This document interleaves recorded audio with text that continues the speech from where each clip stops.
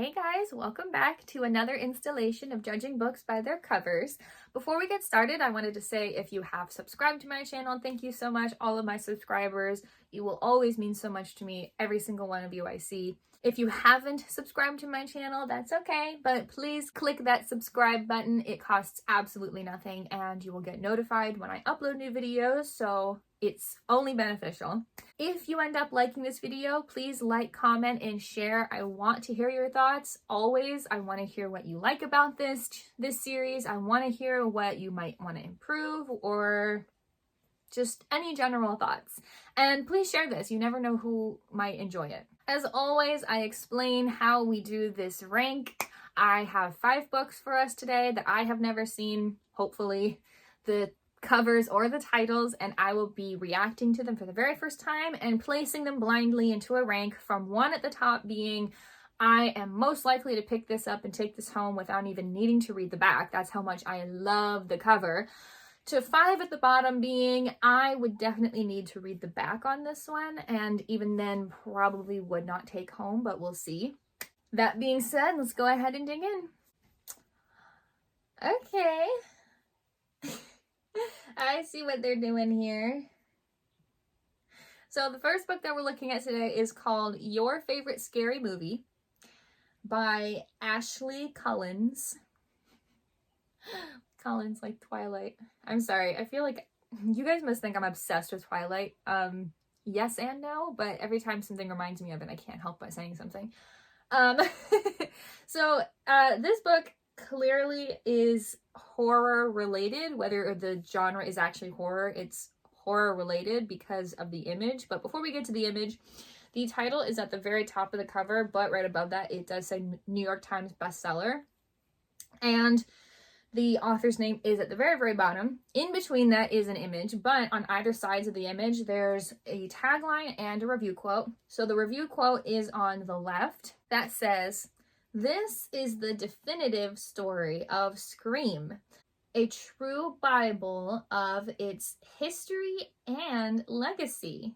Brilliant." And that quote is by Kevin Williamson, creator and screenwriter of Scream and director of Scream 7. Okay.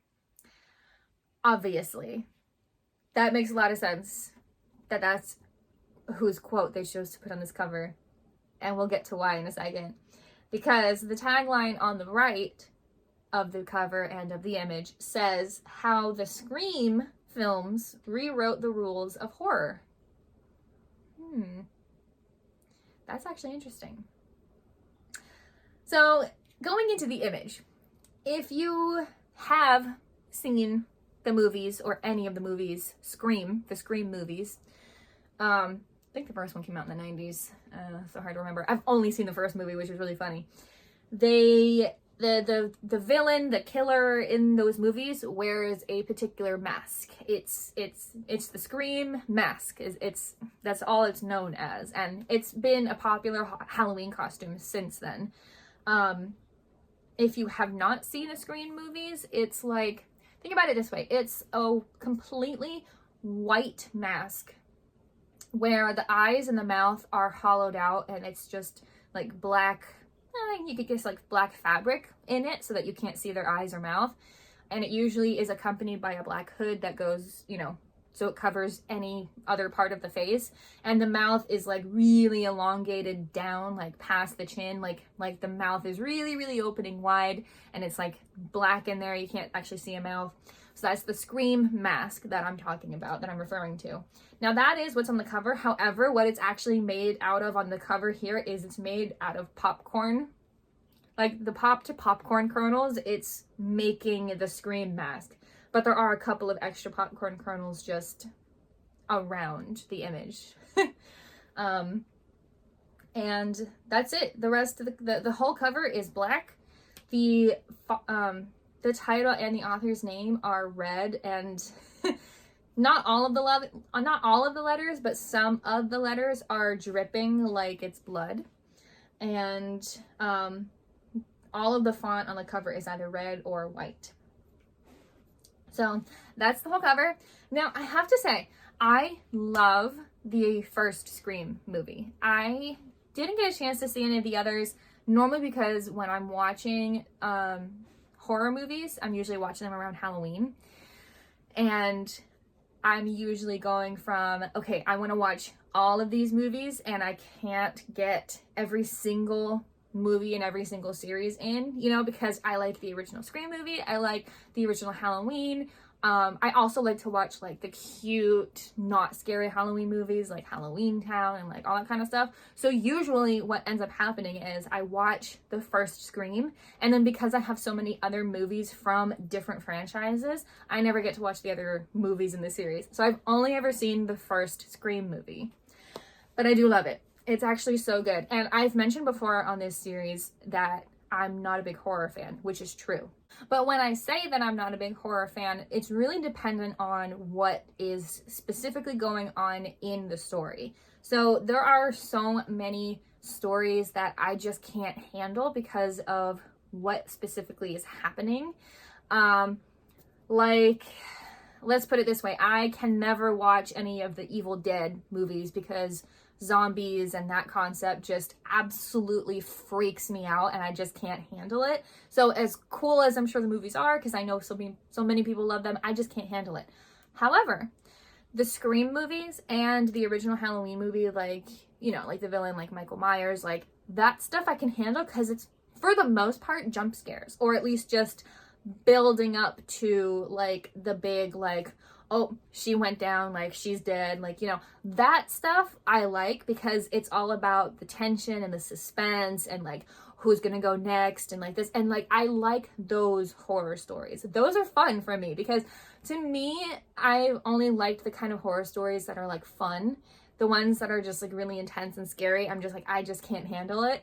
So to me, this is something I could read because it's about a movie that I actually really like.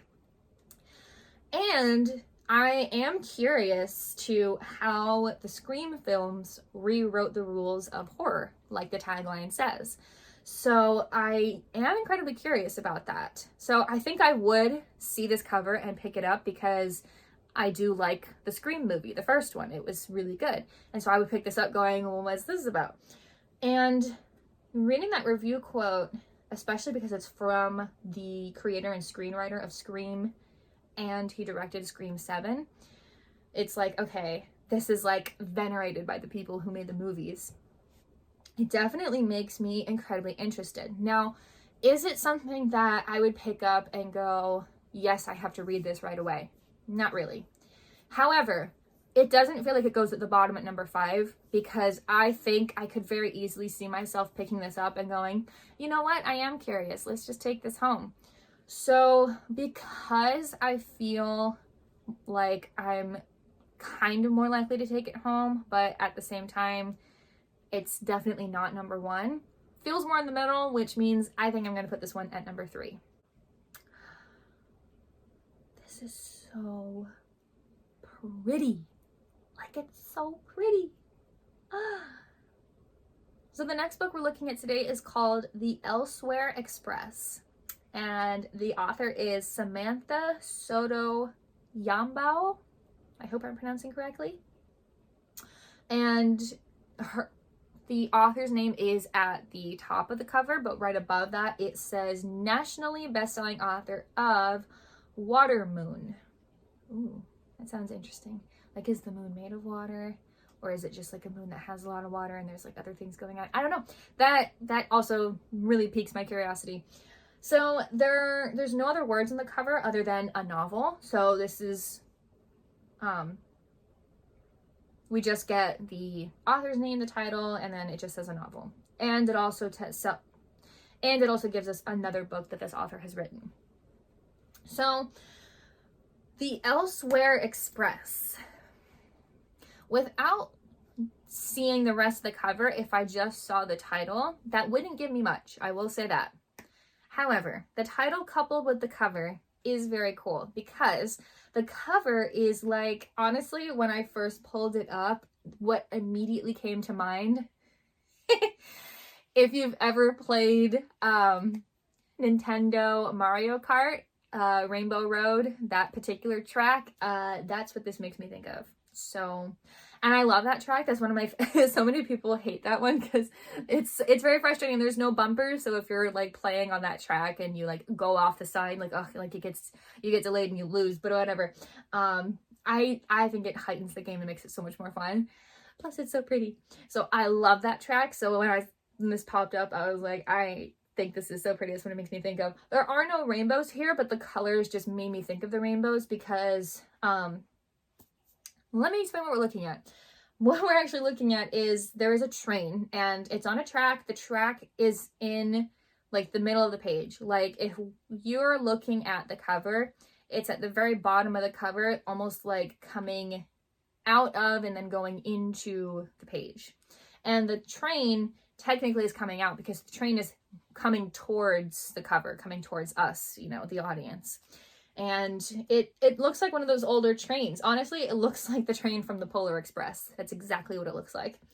And the track, it's so hard to say what it's on because it almost looks like it's on a frozen lake or something because the surface it's on is reflecting the sky above it, like completely, like it's a mirror basically. And the sky is, it's got so many colors. There's blue and like there's light sky blue and there's dark nighttime blue. And then there's some blues in between that, but then there's purples and pinks and some yellows and you see some stars and there's clouds everywhere that are taking on the colors of the sky behind it. And it's so pretty. That's why I said pretty. That's what it is. It's such a pretty cover. And when you look at the image and then you take the title into consideration, the Elsewhere Express makes it very cool, very mystical, very magical, possibly, definitely otherworldly. And it sounds really, really cool. So honestly, I have no idea what this could be about. I'm thinking definitely something from a different world. The train takes you somewhere else is what it sounds like. And that sounds incredibly cool. Now, when I pulled this up, I wasn't like, oh my God, I'm going to pick this up and take it right away. Like, this is something I have to read. But the more I look at it, the more I realize that this is so up my alley and I would so easily take this home because of the prettiness and just the way that the title and the image like make it seem that I'm going to put this one at number 2. This looks cute, definitely a romance. So the next book we're looking at today is called My Killer Vacation. I wonder if there's a double entendre there. We'll see. So the author is Tessa Bailey, and the author's name is at the top, but above the author's name it says #1 New York Times bestselling author, and then right below the author's name is the title of the cover. Like, so it's #1 New York Times bestselling author, Tessa Bailey, and then My Killer Vacation. And then we get the image on the bottom.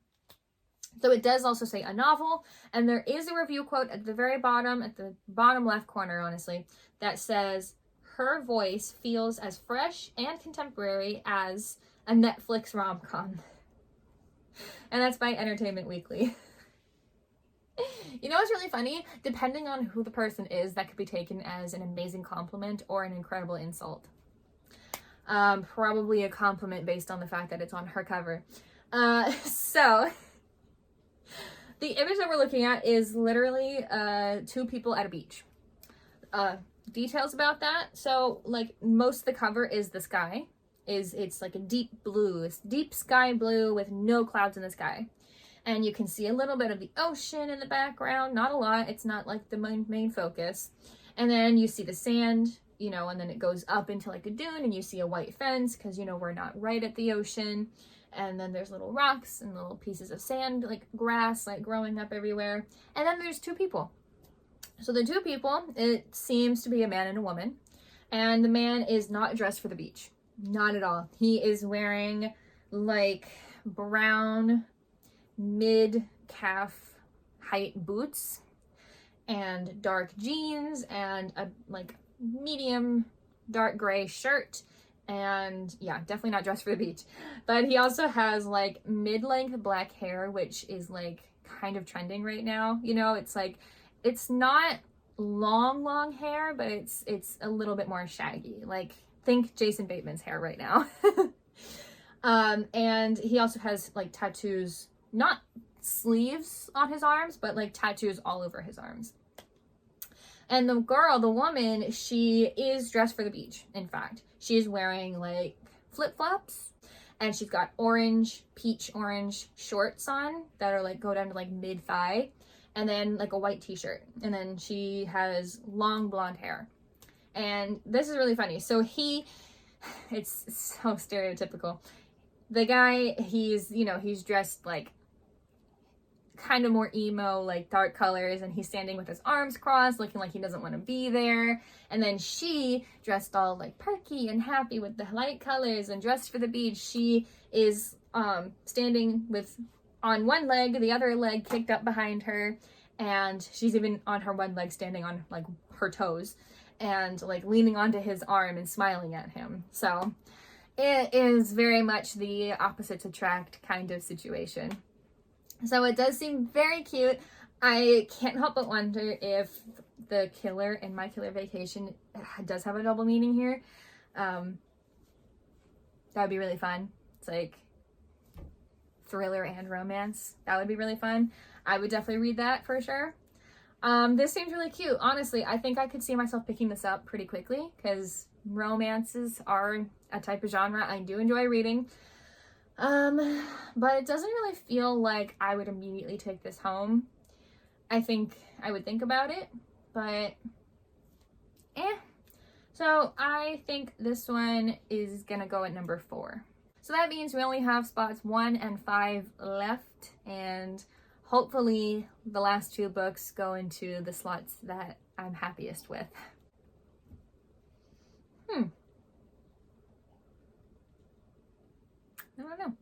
The next book we're looking at today is called Tilt by Emma Patty, Emma Patty, I hope. I'm not sure. I'm not positive how to pronounce the last name. I'm so sorry. Yeah, it's called Tilt. That's it. And it does say a novel underneath it.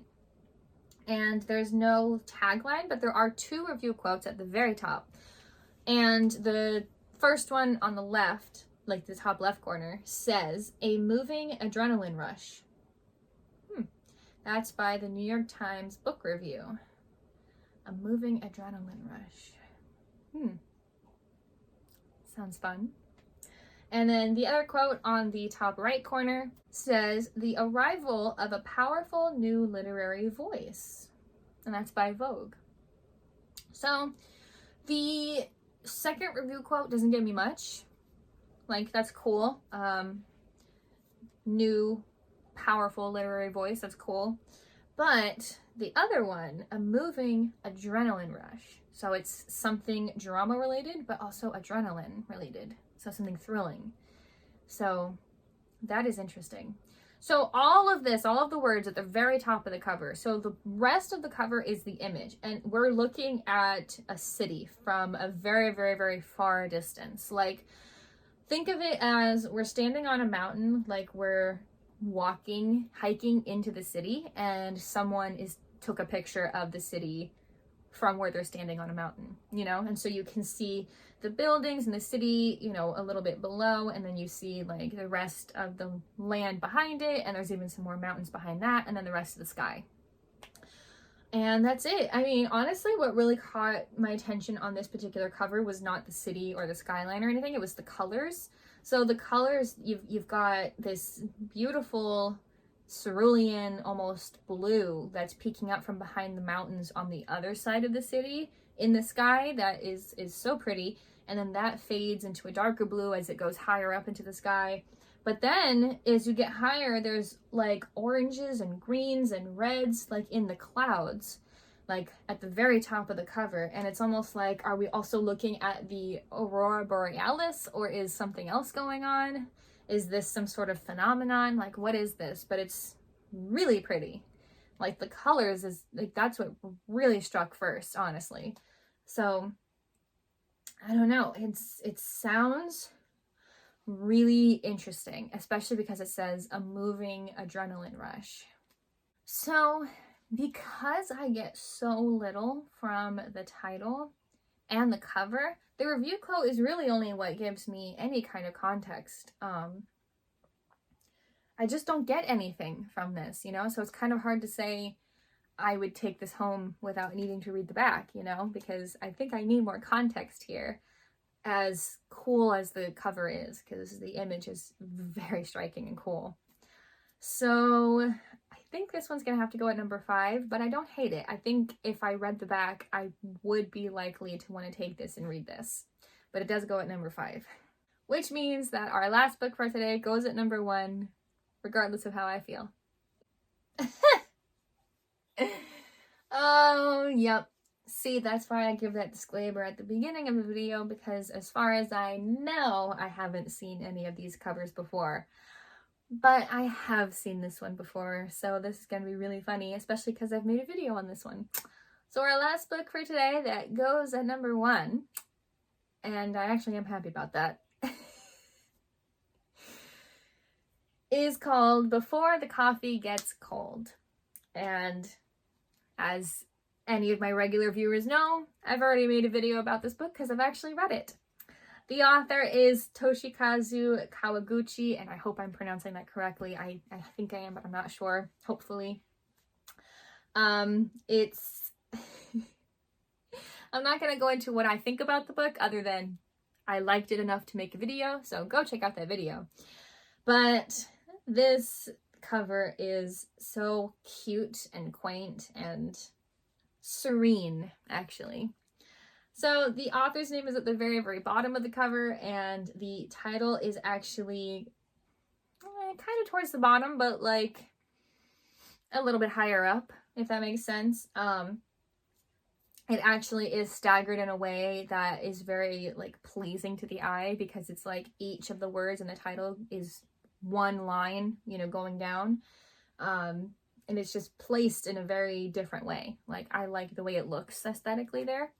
And then the top half of the cover is like the image of what's going on the cover. But before I get to the image, the very top of the cover, it does say over 1 million copies sold. And underneath that, it says, what would you change if you could travel back in time? So the image that's going on here is there's a small little square coffee table, 2 chairs, nothing super noticeable about them other than the seat part of it that looks like cloth has like this like orange flower pattern. And there are 2 coffee cups on the table, 1 in front of each chair, and there is a lamp. And there is a black, very fluffy cat sitting on the floor in between one of the chairs and the table. And yeah, that's it. That's the entire cover. It's very simple and minimalistic, but effective, honestly. Because I remember, actually, I will say this, I remember when I first saw the cover, that's what got my attention, why I wanted to pick it up, and why I ended up taking it home.